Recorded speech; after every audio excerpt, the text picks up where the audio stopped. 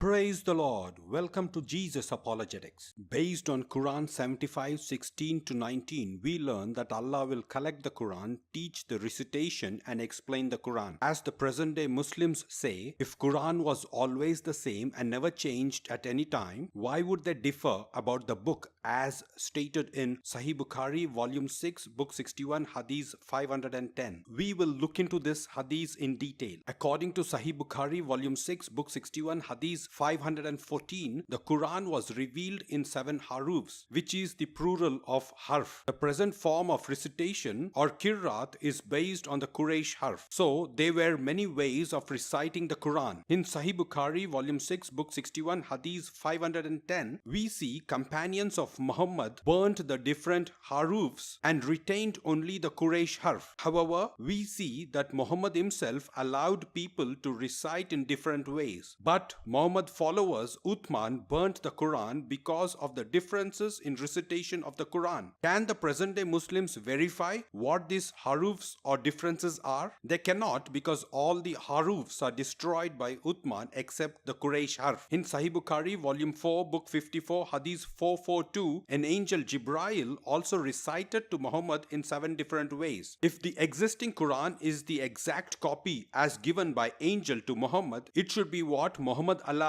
and what angel recited, but what we see is Uthman destroyed what angel Jibrail and Muhammad gave and burnt the different harufs of Quran and retained only the Quraysh harf. Why did Uthman nullify and destroy what the Prophet allowed and what the angel Jibrail allowed? How can the present day Muslims accept this work of Uthman and reject their Prophet Muhammad? Further, we learn differences in recitation of Quran was bringing about differences in opinion about the Quran. Because of this, they said, from such differences, a nation has to be saved. Why should a nation be saved from what their Prophet allowed and what angel Jibrail allowed? Can a Muslim tell us what these differences are? They cannot, because all the copies, whether fragmentary or whole Qurans, were burnt. Moreover, we learn Uthman sent a messenger to Hafsa saying, send us the manuscript of the Quran. We should note that this is a manuscript of the Quran, not the original. What happened to the original? Hafsa was a wife of their Prophet Muhammad. Even she did not have the original. That's strange. Even Uthman did not have the original. If he had, why did he ask Hafsa? Did he ask because he was in doubt of his copy? If they had the original, they would have said, send us the copy of the Quran which was given to Muhammad by the angel Jibrail. Moreover, the reason for asking the manuscript from Hafsa was to compile the Quranic material in perfect copies. Did they not have the perfect copy of the Quran until then? Who authorized them to make such copies? Did Allah authorize them to make such copies of the Quran? Did their Prophet authorize them to make such copies of the Quran? If all the Quranic copies written before their Prophet Muhammad's death were perfect copies, then why did they burn it? Why did they differ about it? Why did they say, send us the manuscript so that we might compile the Quranic material into perfect copies? Did the angel which appeared to Muhammad come and tell Uthman